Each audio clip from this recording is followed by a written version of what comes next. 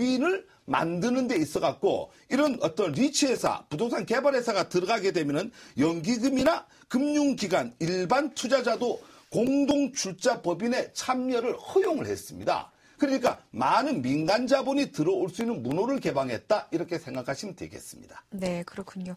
지금까지 도시개발 사업을 하면 아까 말씀하신 대로 원주민들이 재정착할 수 있는 확률이 많이 낮아졌습니다. 그런 문제를 좀 해결하기 위해서 순환개발 방식을 채택했다고 하는데 어떤 내용인가요? 예, 이쪽에 이제 지금까지 순환개발 방식이 안 되다 보니까 뭐 여러분들이 잘 알고 있는 용산 참사서부터 시작을 해갖고 대부분의 도시개발 사업이 상당히 긴 기간 동안에 이루어지는데 이 원인을 살펴보면은 거의 이런 문제 때문에 기존에 살고 있는 사람들에 대한 이주 문제가 정리가 안 되다 보니까 그러다 보니 강제로 밀어내는 어떤 이런 부분 이런 것들이 사회적 문제로 있었댔는데 이번에 이제 이 법을 다시 만들면서 특히 원주민의 재정 참여를 좀 높이자. 이게 이제 원주민은 자꾸 쫓겨나는 형국이 되다 보니까 여기에 상당히 좀 많이 포커스를 맞춰갖고 법률을 다시 좀 제정을 했는데요. 순환개발 방식을 도입을 합니다. 순환개발 방식이라고 하는 것은 철거되는 주민들을 위해서 인근 지역의 임대주택 같은 거를 먼저 선개발해갖고 그러니까 이쪽에 개발한다면 인근 지역에다 다른 임대주택을 먼저 개발해서 기존에 개발하려고 하는 지역의 이주민들을 이쪽으로 안전하게 이주를 시켜놓은 뒤에 이쪽을 개발하는 이런 순환개발 방식을 이번에 채택을 했습니다. 그래서 이를 위해서 사업 완료 후에 순환용으로 만드는 주택 자체도 이제 주택법상 사업 계획 승인 내용대로 입주자에게 그대로 분양하고 임대를 하는 이런 제도를 법제화시켰다 이렇게 보시면 됩니다. 특히 이제 시행자는 앞으로 이제 사업 방식에 있어서 해당 지역의 임대주택이나 임대주택 재고 비율, 이거를 고려해갖고 임대주택 건설 계획을 반드시 제출을 해야 됩니다.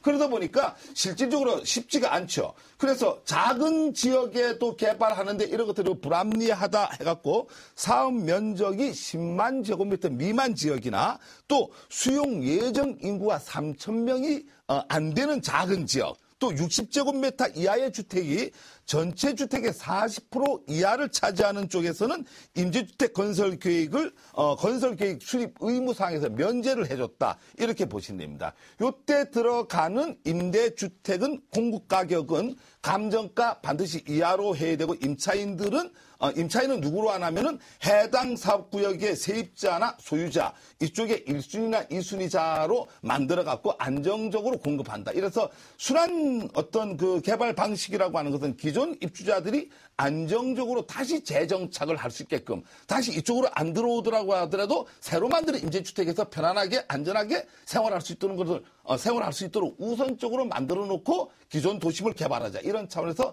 법제화를 시켰습니다. 네, 뭐 기존의 도시개발 사업을 보면은 토지를 보상할 때 보상비 대신에 토지를 주는 환지 방식을 채택을 했었습니다. 그런데 아까 말씀 중에 환지 방식이라는 것이 채택됐다고 했는데요. 입체 환지라는 다소 생소한 단어가 나왔습니다. 어떤 내용인지 자세히 살펴보죠. 예, 말 그대로 입체 환지입니다. 우리가 이제 평면 땅을 2D 라고 하면은 이제 이 건물을 3D라고 할 수가 있죠. 네. 지금까지는 이런 도시개발 사업을 하기 위해서 이제 토지를 갖고 오죠. 공공기관에서 갖고 올 때 이제 수용 및 사용 방식이 있고 그러니까 보상비를 주고 토지를 수용하는 방법이 있고 또 한 가지 방법은 이제 환지 방식이죠. 기존에 있는 토지를 공공기관 넘겨주고 공공기관에서 이걸 개발을 해서 간보유를 빼고 남는 땅을 토지 소유주한테 땅으로 주는 이런 방식을 이제 환지 방식이다 이러는데 이번에는 이제 조금 더 이제 적극적으로 나서기 위해서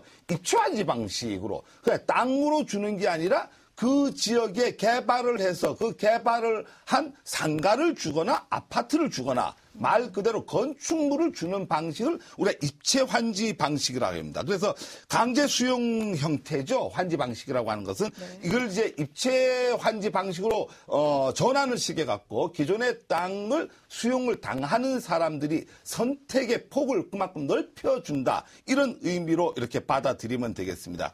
그래서 이쪽에 이제 뭐 이런 입체 환지 이번에 이제 법이 이제 시행령과 시행 규칙에 나와 있는 것은 이런 시행자가 토지 소유 거주하는데 입체 환지 방식으로 주는 데 있어서 환지 계획의 기준이 뭔가? 두 번째로는 종전 토지를 어떻게 평가하는가? 평가액과 또 입체 환지로 공급되는 건축물의 평가액을 어떻게 평가를 해갖고 넘겨주는가.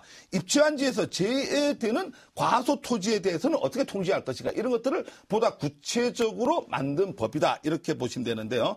특히 여기서 이제, 그한 것은 이제 토지평가협의회에서 정한 도시개발 사업 후에 용도별로 건축물에 대해서 입체환지를 하는데 전체 공급가액의 70% 미만이 되는 이하가 되는 어떤 그 부분에 대해서는 입체환지에서 제외를 했다라고 하는 부분이 눈여겨볼 만한 사항이고 또 하나 이제 중요한 사항은 입체환지를 하는 데 있어 갖고 정산을 할 때 구분주택 지분 쪽이 있는 게 있죠. 그러니까 우리 아파트 같은 경우에는 우리가 그 구분 소유권자들 아파트 여러 세대가 한 건물에 있다 이거죠. 네. 이거를 과연 한꺼번에 다 할 것인가 개별로 할 것인가라고 하는데 독립적으로 환지 권리를 부여하는 이런 쪽으로 채택을 했기 때문에 기존에 이제 아파트나 이런 어떤 집합 건물에 있는 사람들도 입체 환지를 받는 데에 선택권을 가지고 있다 이렇게 보시면 되겠습니다. 네. 공공사업에서 민간 참여를 유도하는 이유가 자본 참여나 아이디어 같은 것 때문에 그런데요. 이번에도 사업계획에 공모를 할 수 있다는 안이 채택됐다고요? 예, 민간 투자를 우리가 받는 게 뭐 기본적으로 두 가지죠. 자본을 좀 이제 정부에서 부족하기 때문에 자본 참여라든가 특히 아이디어라든가 이런 쪽 때문에 이제 민간 참여를 많이 이제 이 공공사업에서 채택을 하고 있는데 네. 이번에도 이제 민간 투자 유치를 위해서 어떤 구역 지정 후 사업 계획안을 공모를 하게 됩니다. 이 개발 계획 공모제가 도입이 돼 갖고 말 그대로 개발 사업 공모제에 응모를 하는 사람이 그게 채택이 되면은 그 사람이 그대로 사업 시행자로 지정이 되는 이런 어떤 시스템을 이번에 만들었습니다. 지금까지는 이제 민간이 먼저 사업을 공공에 제안을 하거나 아니면은 공공이 있는 사업을 민간이 하도록 이렇게 한 일방형의 어떤 형태였는데 이번에 이제 법을 바꿔갖고 응모자가 이런 어떤 개발 사업의 공모 제도에 참여를 해갖고 그런 참여한 내용을 갖고 그대로 응모자가 채택이 되면 사업 시행자로 지정이 되는 이런 어떤 형태로 그게 있고 또 하나의 특징은 이제 원형지 개발을 이번에 허용을 했습니다. 원형지 개발이라고 하는 것은 이제 우리가 도시 개발을 할 때 일반적으로 이제 토지 형질 변경을 전부 해갖고 이제 개인 사업자한테 넘기는데 원형지 개발은 이제 세종시에서 일부 먼저 했던 적이 있죠. 토지를 형질 변경을 하지 않고 그대로 넘겨줍니다. 이래서 이제 이것도 난개발이 우려가 되기 때문에 지자체나 공기업, 학교 이런 쪽에서 할 때만 이번에 직접 사용자에 한정해갖고 넘겨주는데 준공일로부터 5년이나 10년 이내에는 사업지를 매각할 수 없도록 법규를 제안했습니다. 이 밖에도 뭐 도시개발법을 좀 전체를 좀 그 활성화를 시키기 위해서 녹색 도시 사업이라든가 서민 배려 사업 특히 이제 공익에 부합하는 일정 요인에 대해서는 특례사항을 좀 많이 줘갖고 적극적으로 도시개발이 이루어질 수 있도록 했던 게 이번 법 제정의 특징이라고 볼 수 있습니다. 네, 도시개발법 개정안에 대해서 살펴봤습니다.